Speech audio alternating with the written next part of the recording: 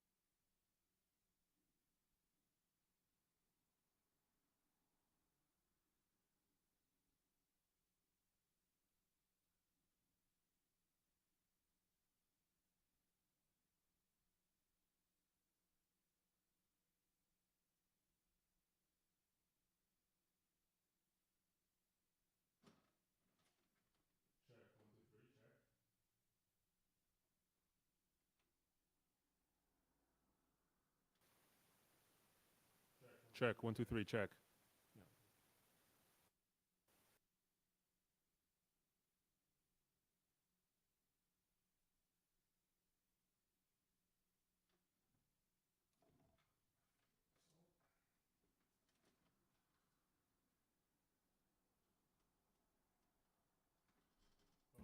Okay.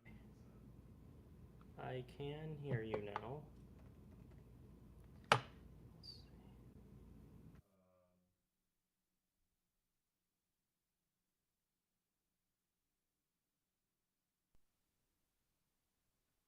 Okay, the stream should be taking my voice as well. Okay. Hi. We have COC Rath joining the chat today. Thank you very much.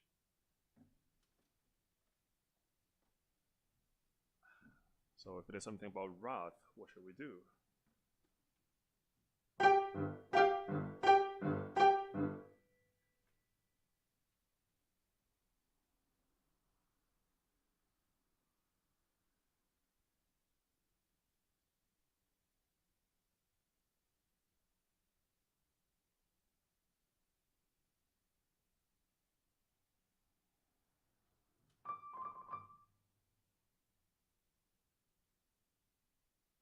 So, I'm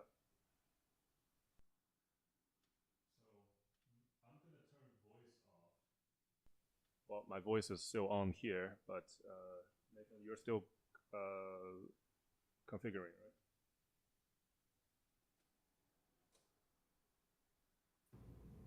I'm good. You can hear me, right? Yeah, okay, very good. So I can hear the piano. The application is also capturing your, well, Streamslab is also capturing your application audio. That's perfect. And I think just lost it. You probably turned it off, right? Yeah, I mute myself periodically. Yeah, okay, great. Oh crap, I still need my iPad. Hold on.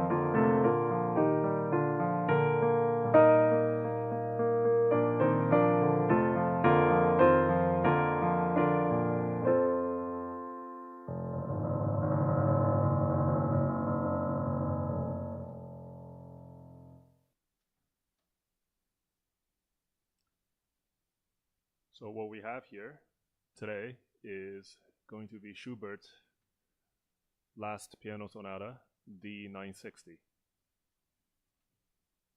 So the strange pianist from the streets, are you ready to play for us the Schubert's Piano Sonata? Yeah, that's all I can play. Okay, so the rest of the 99% of the sonata will continue soon. Oh, sorry, wrong piece on the board. Crap, where were we? We were at Opus 37. Show me Opus 37. I don't. Okay, I was on Brahms here. So it's Chopin 37. Okay. Yeah, I'm breaking all the laws here, so that's all right. I think we left off. Well, no, Chopin should be in the public domain. Yeah. No, we were just getting into the middle section of Opus 37.1. That's where we were, yes. Yeah. Okay, so folks in the chat, please let us know if there are technical issues that you're observing. If the scores is not clear enough, or if the sound from either the strange pianist or myself that is also, if they're problematic, please let us know. Okay, so far I think we're okay. Piano is making sounds.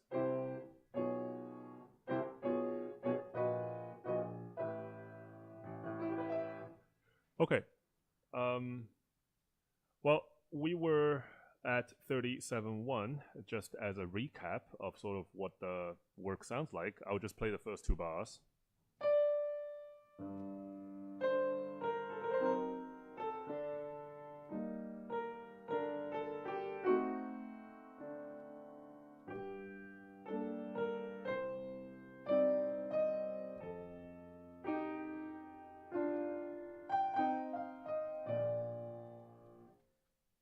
Okay, so this is about what it is. This is certainly, I think, in the realm of a lamenting nocturne. It's in the key of G minor, which is usually a key of sorrow.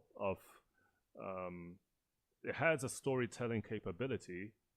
The very well-known first ballade by Chopin is also in G minor.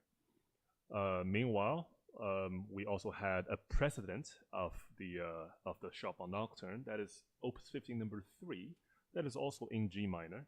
So just to give you sort of a sense of what, it's something that we have spoken about before, but I would just give you a sense of what it is, and you will feel actually the similarity between the two.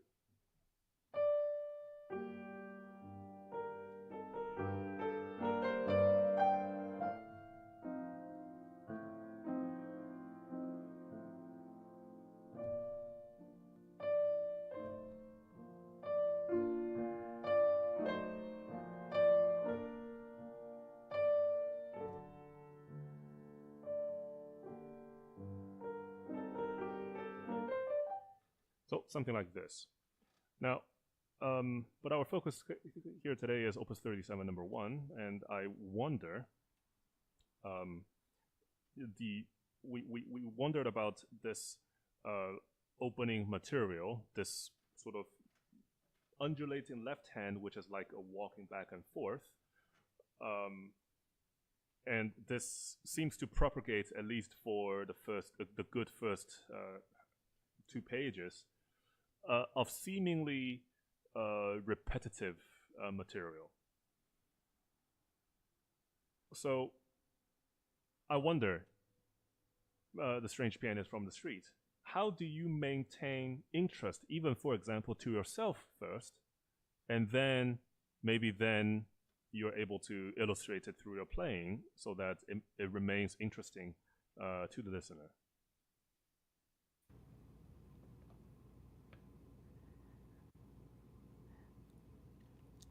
I think this is the idea we talked about last time, which is there's so little material here that what would ordinarily be ornamentation that you just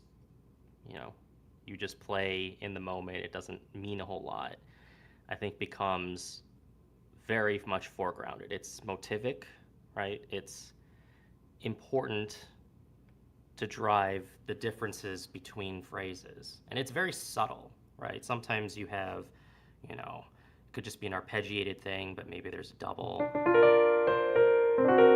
right? Sometimes it's just the shape of of a turn, right?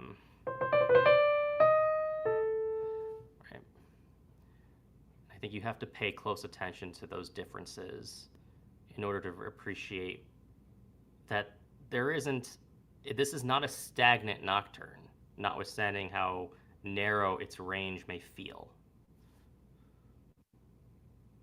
I think these are great ideas, because these are things that we may say, they are so Chopinesque, and maybe it's something that we can sort of just play as something on the side, right? It's as if they're side dishes. But your contention here is actually, no, they are motivic. They mean something. So if you put them in a spotlight and you make, let's say, a different color to shine at these different spotlights, maybe you can make a difference, at least in the opening two pages. Yeah, and we obviously don't love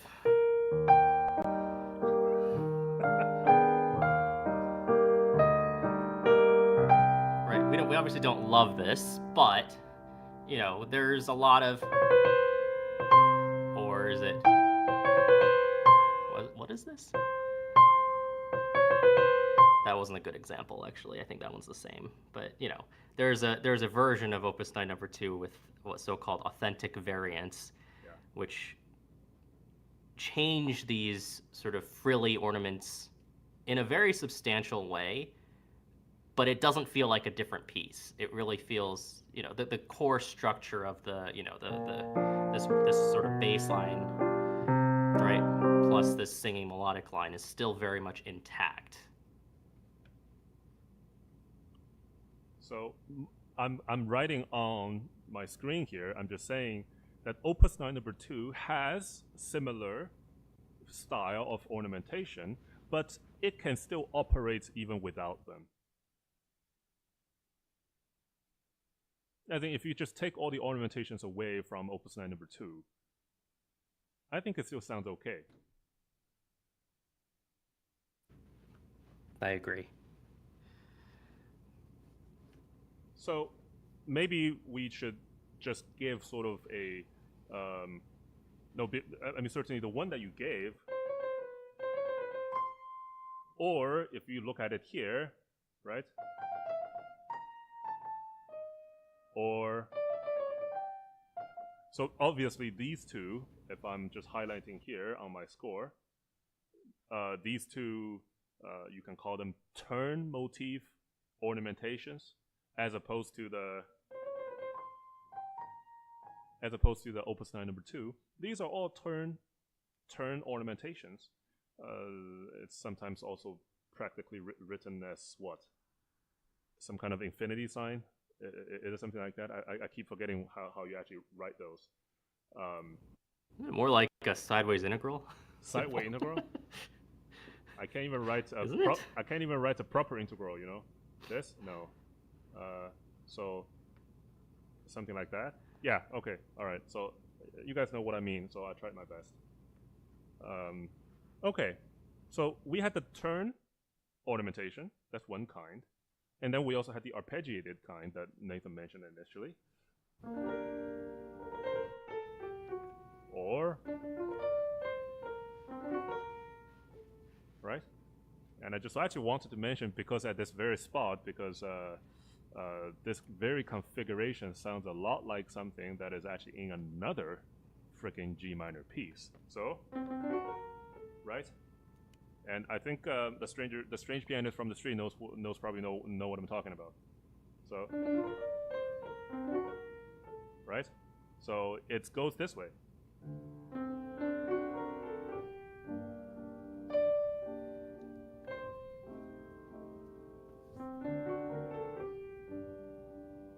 So this same configuration is also used in Chopin's first ballade. This is basically a dominant function if we want to go into details here. But then it's a appoggiatura, right? Like pulling back onto the A. And then this is a dominant seventh of the G minor tonic. So there's no surprise here, but it's very Chopin enjoys these appoggiaturas, and then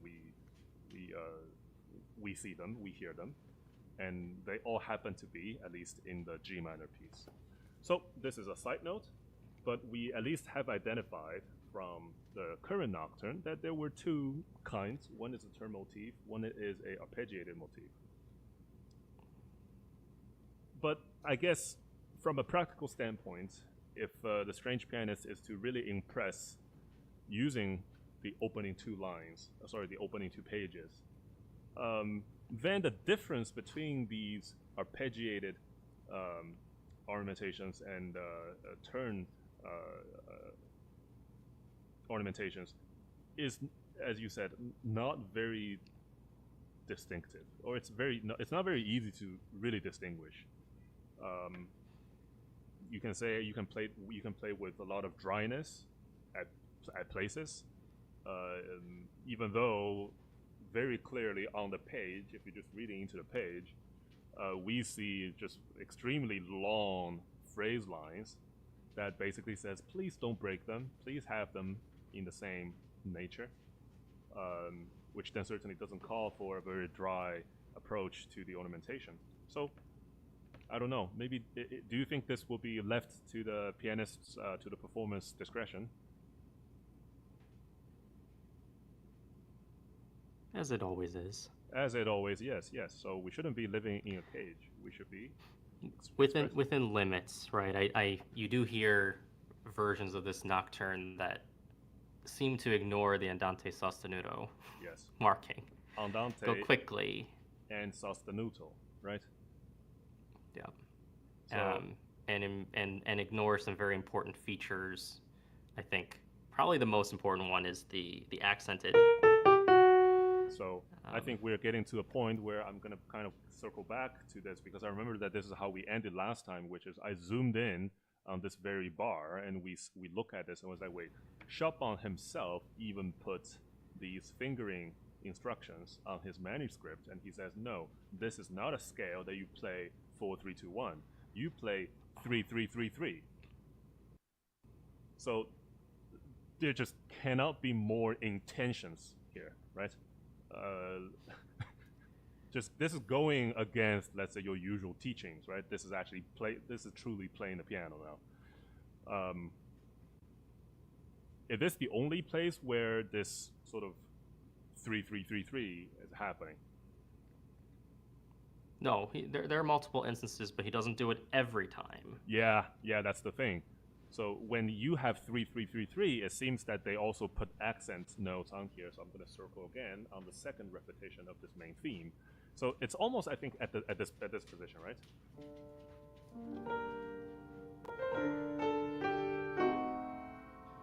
Yeah. So hopefully those who can see my screen, that you do see that I lifted my right arm entirely for you just to see my middle finger. Well, not a right phrase to say. Yeah, it's the one, I think. Is this consistent? Am I right? That always leads into. I think. Am I right about that? Yes, I think you're right about that. I think you're right. So let me actually go to the next page. Yes. So other than the one right before the development, so already that's broken. Yeah, but maybe that's a good sign of showing we are now sort of descending right into this middle section, which we are going to talk about mainly today. Okay, so what would be a good idea right now to sort of have a slight temporary closure of this first 2 pages of the Nocturne? I mean, I don't really want to have, let's say, our strange pianist from the street to play this just 2 pages and say, okay, let's have a stop. I want this thing to be played, let's say, in its entirety. Okay. Why don't I do you one better? Why don't I play this through the end, up until the return of the A section? Yes. And then just to cue it up before we speak, I want you then to play 15-3's B section. Okay. After that, and then we can discuss. Yes. So our job is now very clear.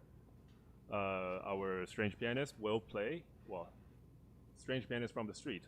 Importantly, that will go from the opening, the A section, the repetitive A section, and then play the middle section. And before the full recap, when we hear tempo 1 right here, we're going to pause.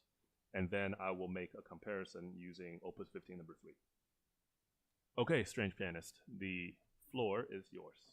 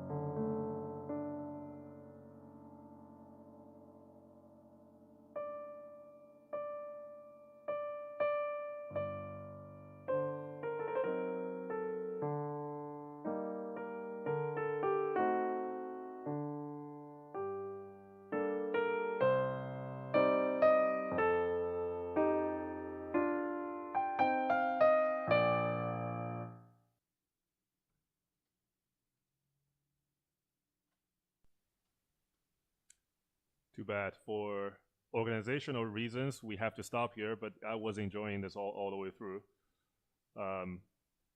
Okay, so let's carry on with the current understanding or impression of the piece. I will play you the middle section of 15 number 3.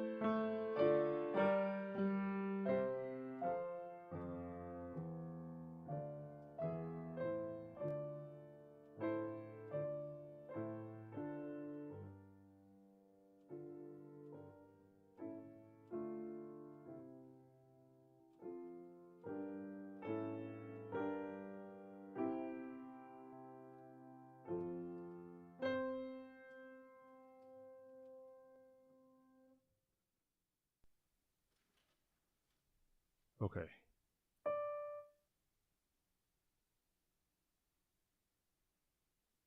I don't know. I think I'm enjoying this crossover without noting, let's say, what exactly is to be expressed. Now, I do have a second, also a second example in my mind, but I can probably talk about this towards the end. But the common ground here is both are in G minor. Well, both are G minor pieces, but more importantly, the Opus 15 number 3 that you just heard me play has a marking that says religioso, which means it's meant to be religious, it's pious. Now, there is no specific writing in what the strange pianist just played, which is our main focus today, 37 number 1. The middle section, even though it doesn't have a clear indication of what the surrounding, what dynamic that it's meant to be, but it does feel religioso. It does feel solemn. So maybe that is a further thematic common ground between the two G minor pieces, that both are that like this, but yes, a strange pianist, please. Oh, I think your religioso in 15.3, is that actually in the home key? I think it is, right? Oh no, it's actually not. It's actually locally in A minor. Oh, sorry, in D minor. Yeah. And locally in D minor, even though it never touched D minor, only, let's say, sparingly, and then it went back to F. Actually, it went back to F.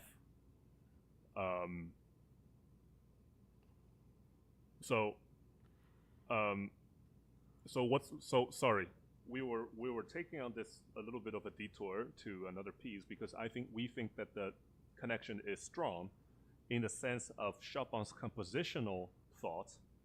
So what was it? Our earlier piece was in G minor, so both pieces developed the earlier G minor cadence, and then 15 number 3 blends into its actually minor dominant. How do you call it? It's D minor for G minor. How do you call it? I don't know, but the fifth. It's developed into the fifth, as in little v, not capital V, right? Yeah.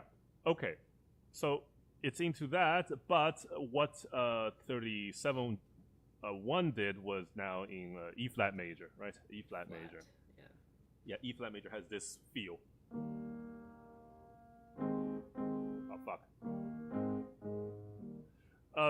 So I think maybe there's one difference that I can tell if we want to separate, let's say, these two seemingly religioso sections, is that Opus 37 number 1 here focuses on just the tenor voices and the massive bass, right? As a massive octave in bass, right? And while in 15 number 3, it is actually a 4-part voice that include, let's say, female voices that are playing on the top, right? So maybe just in terms of, let's say, the voicing and the register, even just as a surface observation, that is a clear difference. Right, and yours has a sort of a walking bass of sorts, which it distracts from the choralness of it. Yes, I actually, yeah, you know what? I agree with that because maybe I also highlighted a little too much by playing my left hand really out. But I think that's also, I think you're actually hitting this on the nail that I wanted to be clear that the left hand and right hand are not moving in unison. The right hand has the two floating voices sung by the, I don't know, by the, what do you call them? Mothers? No, they're. But then the left hand has a non-trivial walking bass, if you will. So yeah. Whereas in 37-1, it is truly everybody's playing just quarter notes, right? Or singing just quarter notes. Yes. All together. There is no aside from the small little arpeggiated little frills. Right? Yeah. It's all marching together. So in terms of a true chorale, but I agree. You know, 37-1 doesn't have any markings, though, right? No. It doesn't tell us anything. It doesn't say religioso. It doesn't say chorale. It doesn't have any tempo marking, even, which creates I would say, a pretty significant variation in how pianists will approach this middle section in 37-1. I took it at what I think to be an unconventionally slow tempo, notwithstanding that I believe that it's an appropriate tempo. I would say that the vast majority of recordings and and performances of this B section take it at a much faster rate, differentiated from the Andante sostenuto that you start with. And that's absolutely something that I don't get. It's such a presumably. Wait, there isn't a tempo, right? In your there is edition? there is a tempo 1. Okay, yeah. Oh, that's interesting. At the return. Actually, at the return. So the PWM edition does not have a tempo 1 marking at all. Oh, that's really interesting. Yeah, because if they don't give you a contrasting tempo to play with, why do we even need to go back to tempo 1? Huh. So, yeah, well, the piece is lento, and can we just go all the way lento, or because that there is wait, hold on. wait, go back. It says lento. Oh wait, is PWM showing andante? Andante sostenuto. Okay, all right. So whatever I have on the screen right now is Hanley Verlag. Okay, so I will let them fight about this. What I will do here is. Oh, interesting. So in the recitation of some of the editions, the studies of the original sources used to create the PWM edition, it says that in one of those early editions, the tempo marking is lento, and then Chopin edits sostenuto in a subsequent edition, and then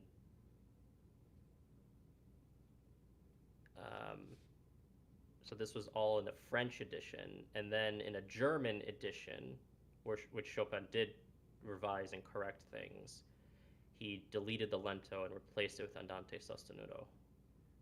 And then the claim is that that probably constitutes his final decision.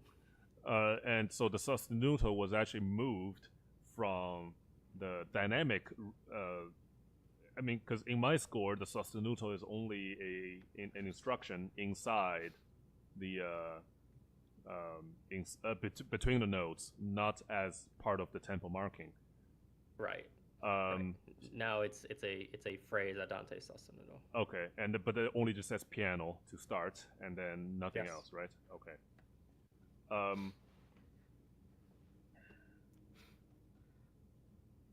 I don't know. I think I would still let them fight. I would take andante here also, because this left-hand configuration feels certainly like walking. It's a very, I mean, but you're walking back and forth. You're not walking towards anywhere. And maybe that's a great theme already, right? You spent the first 2 pages on repeated materials with very, very subtle changes. And every time that I think about these ornamentation themes, if you will, or motifs, I think they're just little perturbations to the same emotion. So you just felt something a little stronger or a little weaker, but then this is a matter of discourse also. So I think it made sense, but it just has been wandering for 2 good pages, over the same kind of material. So this walking back and forth aimlessly, I think, led naturally to a spacing out moment, which is the middle section. Maybe somebody has reached the meditative state that actually all these ugly repeated thoughts have put somebody just at ease of something, and then they now see this new scenery of maybe imagined scenery in front of them, which is this seemingly religioso chorale.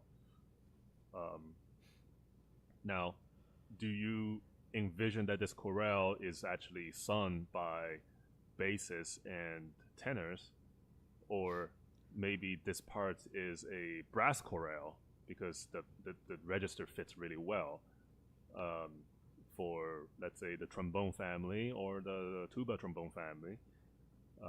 I don't know. How do you feel? It can certainly be orchestrated. I'm not sure that I see this as a 4-part. Well, I mean, it's not, right? Because you have some doubling in the.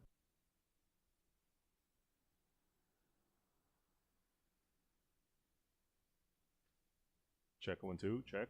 Hello. Yes, you're back. Okay. That's got to be your computer, right? Yeah, actually, my screen sharing somehow just got turned off. I think you're overtaxing your computer. Yeah. Well, it's the old machine. While you bring that up, why don't I play this as Chopin did not intend? How about that? Let's hear it.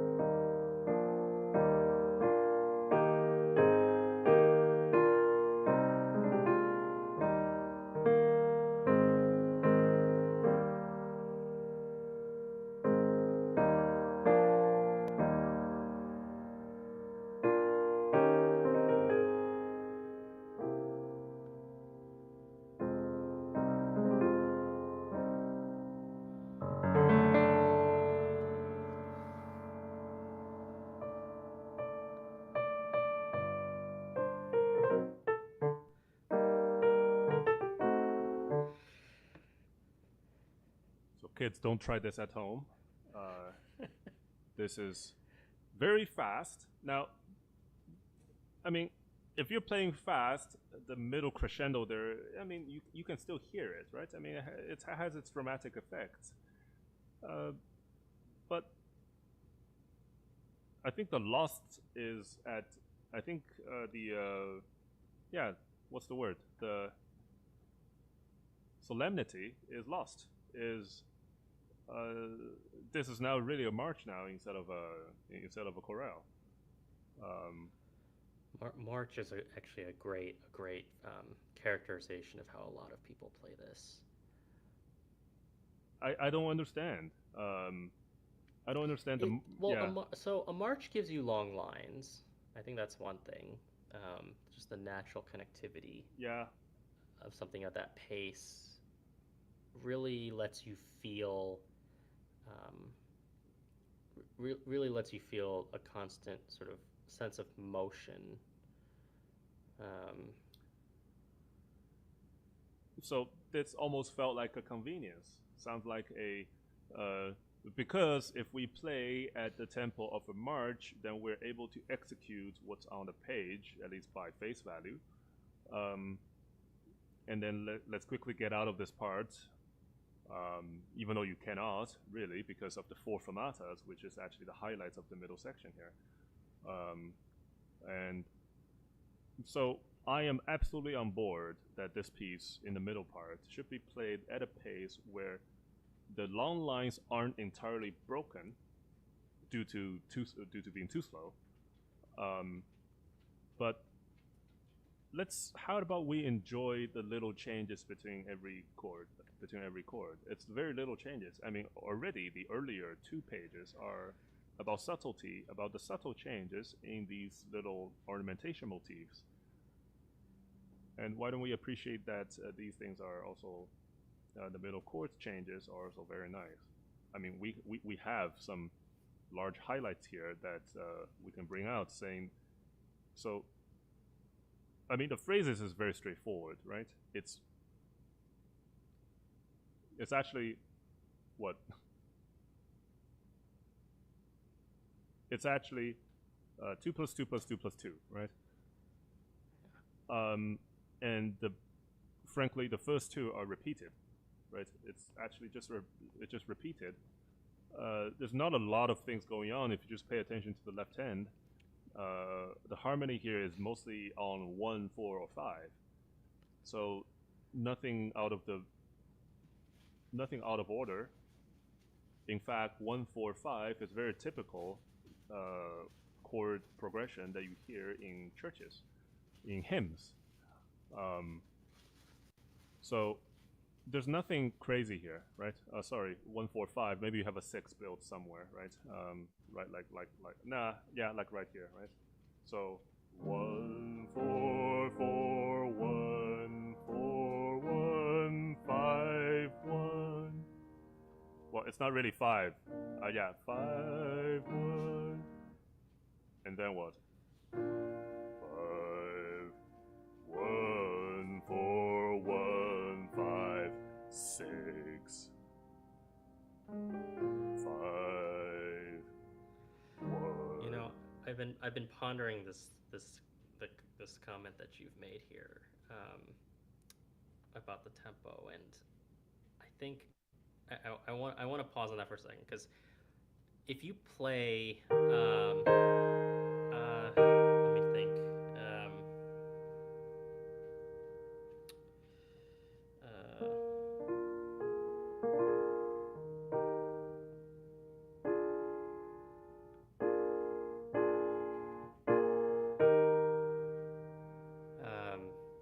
You can play a progression like that, right?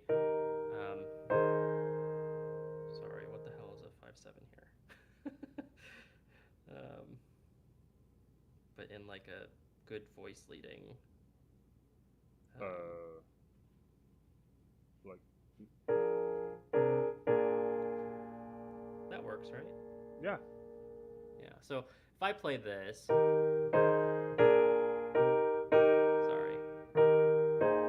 Oh my goodness.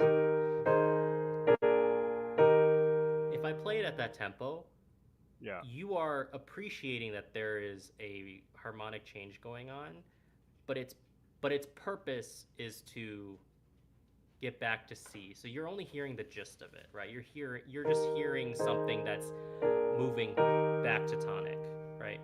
Yeah. Whereas when you play this slowly and you have to hear the space in between every single progression, you're hearing it much more locally in the sense that you're hearing what's moving, right? When I do that, you're hearing these individual voices move, right? Stays the same. And you Yeah. get to feel, you really get to appreciate those very tiny movements in a way that you literally, right? It's the difference between a car that's blurring past you, Mm-hmm. right? You can maybe tell, oh gosh, that's a nice Ferrari that just went by me. Maybe you can even tell that it's red, right? But you don't get to see the detail on, the shape of the car and the color of the headlights and the tint of the window. You don't get to appreciate those details, right? Unless it's moving by you at a much more normal, speed like this. So It's a test of. there is a very like practical listening effect that happens based on the tempo that you choose. And I think by picking a faster tempo here, you're signaling to the audience, to the listener, that we really are just trying to, get to our hallmarks, our landmarks on the page, right? You're taking your tour of New York City. You're going to see the Empire State Building. You're going to see the 9/11 Memorial, right? You're going to see Times Square, but you're not going to see anything in between. And that would be a shame. I think this is the ultimate test of of very basic sensitivity, yet it's commonly glossed over. Um, so, and unfortunately, this piece is not among the nocturne choices because this piece is deemed too easy. Well, Well, yeah, even I was able to learn it, so can't be that hard. yeah, but then it could be also revealing that somebody cannot play this because they are unable to feel the space that is required to distinguish between the smaller tensions. And they may say that, okay, can we look at the big picture and can we just get away from the trees and look at the forest? I don't think you should do that here. I think it is the time as a nocturne that you get to appreciate some of these little things. It's like when you're in a very quiet room. I mean, you probably have heard of those where people have, let's say, $1 million challenges if you can stay in a quiet room for an hour or something, right? Yeah. Well, it's one of those times that you actually it's really a meditative state where you will be able to observe small perturbations, and these are healthy perturbations, or these are at least emotional. These will indicate emotionally about maybe the emotional states of Chopin at the moment. Now, we had these two phrases, so 2 and 2, they are repeated. And certainly then these two lines are developed, where we are now really deviating from the 1, 4, 5, 6 typical, let's say typical chord progressions.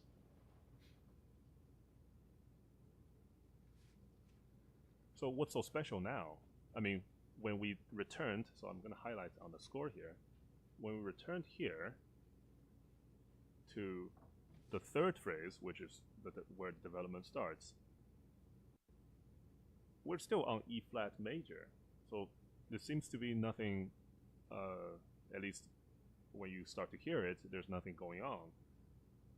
But it touches actually on a lot of G minor material. So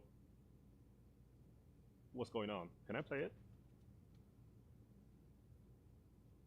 I want to feel this myself, since I'm more detached from this piece since I didn't play it.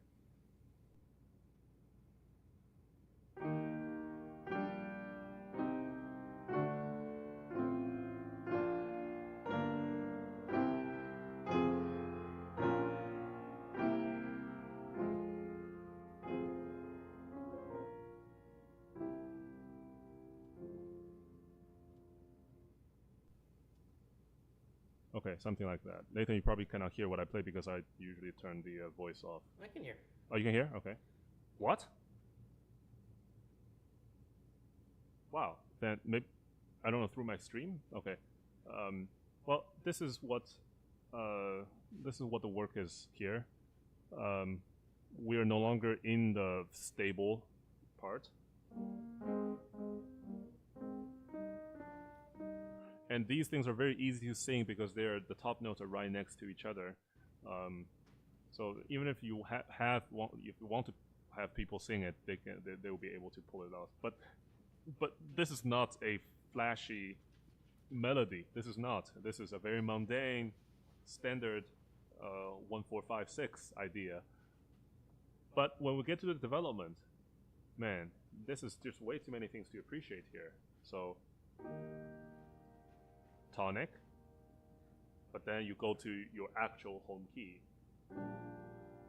but unsupported, third in the bottom, so slash chords, C minor, and then D.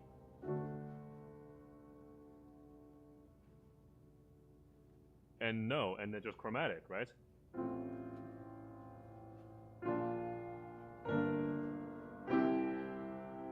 You hit actually something very deep here, which is F minor, which is actually usually a very angry one.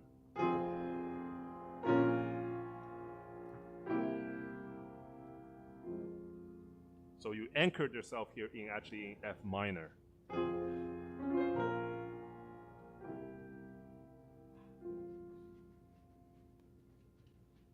Man, this is actually, yeah, this is just getting a little way too deep here. I don't know what's going on.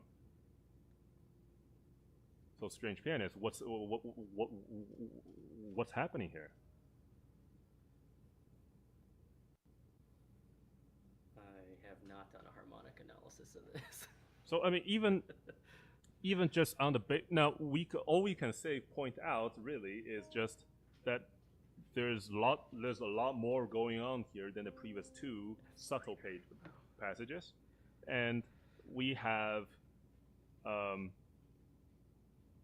also your chord, your register got higher, right? You got higher, so more things are being said.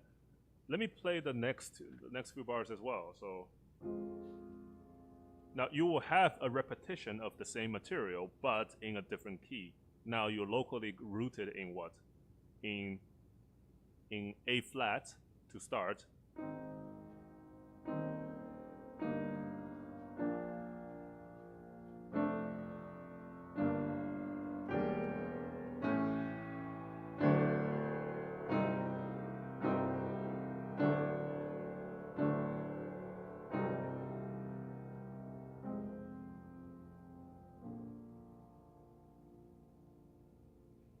Something that sounds so dangerous, I'm gonna say, is at the highest of the middle part here. But then was quickly resolved by two gestures, which I also heard from the strange pianist playing as well. Because this sounds extremely dangerous, extremely menacing.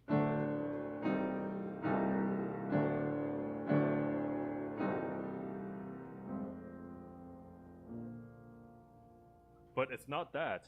I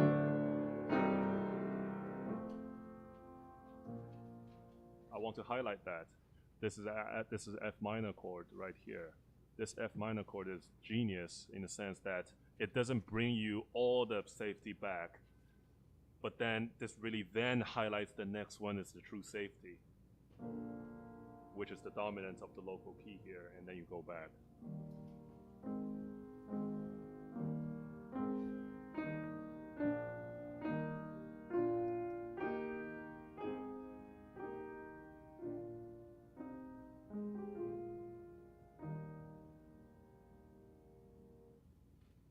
How do we answer the questions here at the four fermatas?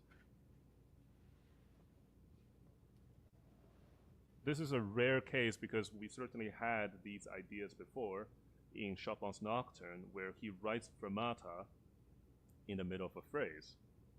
So just to sort of refresh our memory, this hasn't happened until the piece that I'm about to show you, which is something that I've analyzed at least have shared before, which is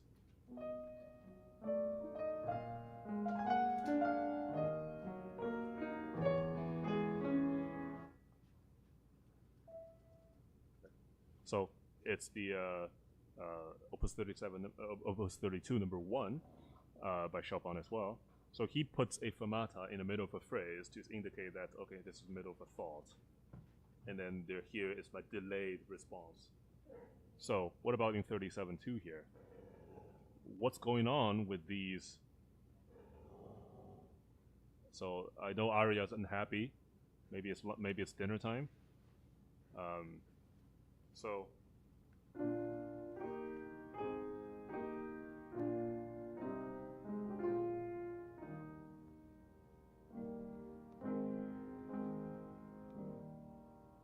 safe.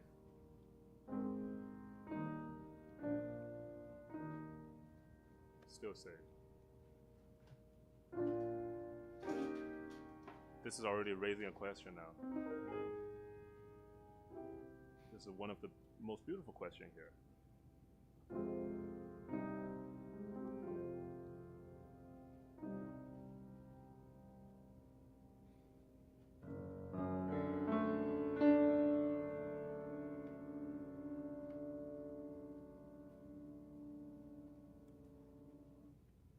Maybe we should leave the question to you folks. This middle part is meant to be a development, it's internalization of this religioso spacing out session. Chopin must think about religious things, even though he is not of a particular faith.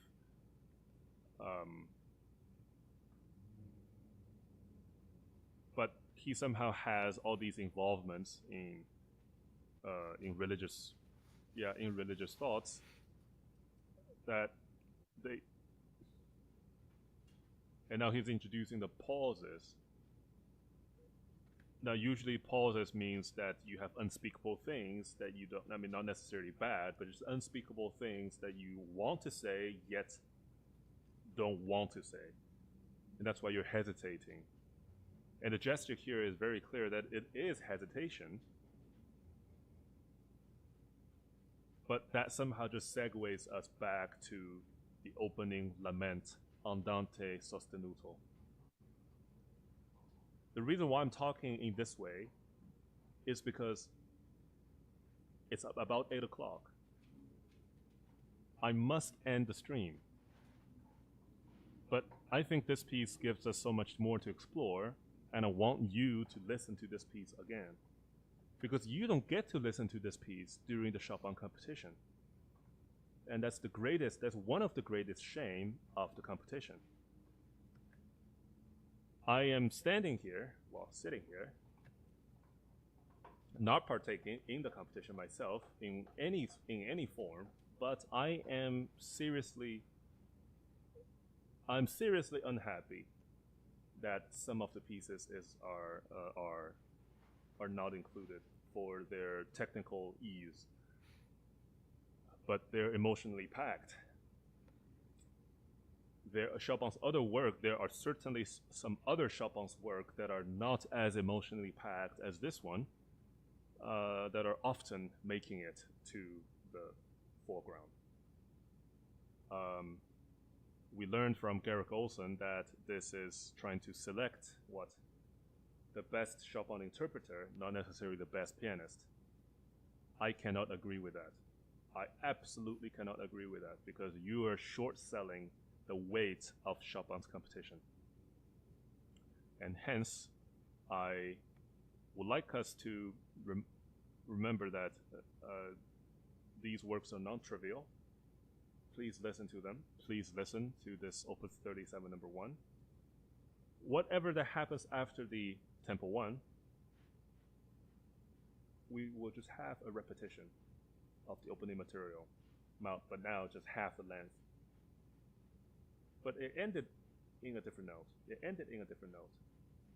So maybe next time when we come back to this to revisit, we were going to talk about certainly Opus 37 number 2, but the way that we will tie it is we will still start with the ending of 37.1 and see how it really blends itself how it effervesces from its lament, from its lento, from its andante sostenuto, from its walking back and forth into maybe possibly a barcarolle.